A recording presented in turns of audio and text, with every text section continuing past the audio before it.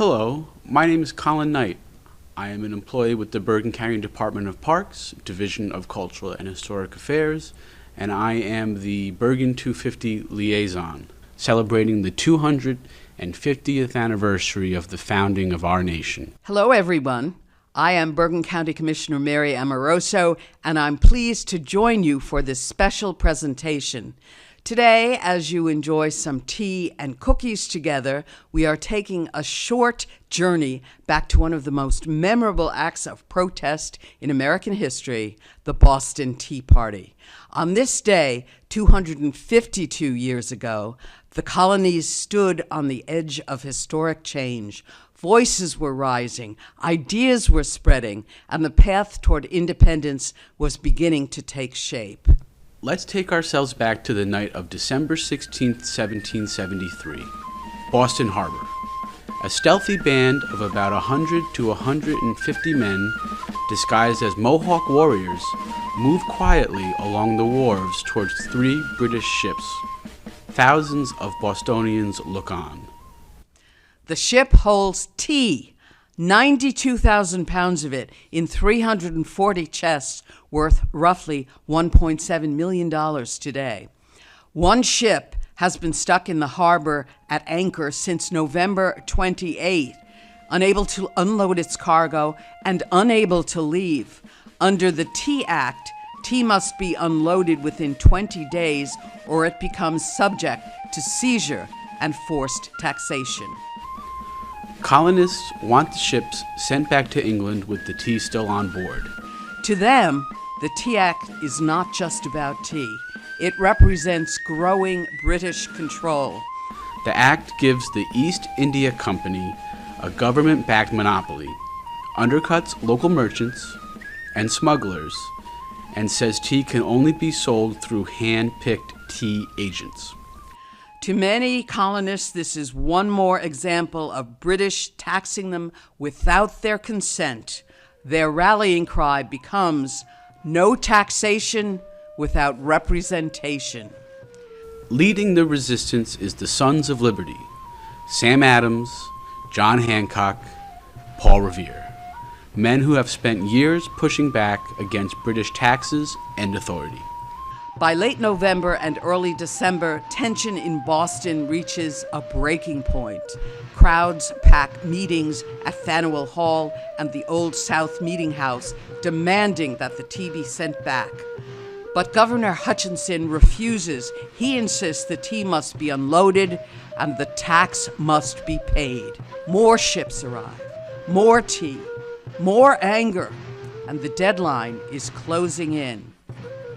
December 16th, this is 10 a.m. Nearly 5,000 people, a third of Boston's population, pack the Old South Meeting House. Shipowner Francis Roch is ordered to ride to Governor Hutchinson's estate and request permission to send the tea back to England. If he fails, British officials and military forces will unload the tea by force. Roch sets off through cold December rain. The crowd waits. 3 p.m., still no answer. Tension rises. 5:45 p.m., Roch returns with Hutchinson's final answer. No. The tea stays and the tax will be paid. The meeting erupts. People surge towards the exits. The crowd outside begins to roar. 6 p.m. For 2 weeks, members of the Sons of Liberty have prepared for this moment. Now the time has come. Shouts rise through the street. Boston Harbor, a teapot tonight. A group of 100 to 150 men, disguised with Mohawk symbols and soot-blackened faces, marches from Old South to Griffin's Wharf. There is no turning back. 6:10 p.m., the men split into 3 groups and board the Dartmouth, the Eleanor, and the Beaver. They meet no resistance. Participant Joseph Wyeth later described it. We ordered the captain and crew to open the hatchways. Some jumped into the hold and passed up the chest. Others smashed them open with axes and still others threw their contents overboard. The operation is careful and disciplined. No looting, no destruction beyond the T. A single lock is accidentally broken and later replaced by the Sons of Liberty. For 3 hours, the men work non-stop, dumping all 340 chests into Boston Harbor. Thousands watch in silence. Participant George Hughes remembered the eerie calm afterward. We quietly retired to our several places of residence. No disorder took place during that transaction, and it was observed that the stillest night ensued that Boston had enjoyed for many months. The British are furious. In 1774, Parliament struck back with the Intolerable Acts to punish Massachusetts. Boston Harbor is shut down. Massachusetts' elected government is replaced with direct royal control. Royal officials accused of crimes can be tried in England.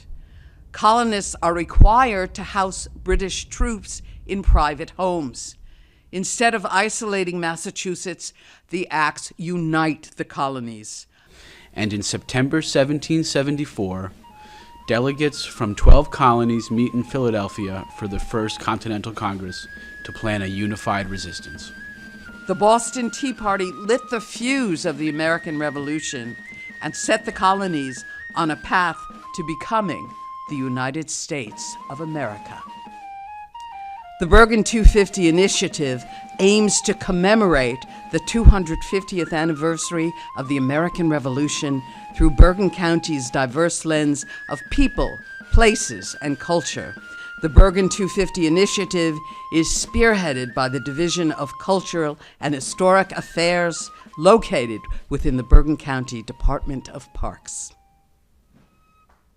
In 2026, America will celebrate the 250th anniversary of the birth of the United States and the revolution fought for its independence.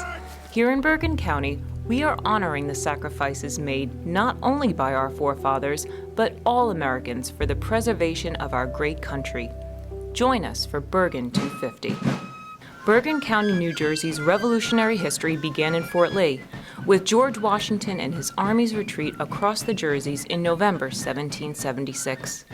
This also marked the beginning of the American Revolution in the Middle Colonies. Washington crossed the Hudson River from New York and marched from Fort Lee to Newbridge and had his headquarters in Hackensack before continuing west to ultimately fight in the Battle of Trenton on December 26, 1776. In 1778, a vicious night attack on Americans by British light infantry known as Baylor's Massacre occurred in present-day Rivervale. From Oakland to Edgewater and all points in between, conflict touched every man, woman, and child in the 8-year struggle that was the American Revolution. Fire! Through community and collaboration, the 250th anniversary will provide opportunities to come together as a nation to reflect on the contributions of all Americans. The Bergen 250 Initiative and the County of Bergen invites you to join us in celebrating our country's 250th birthday.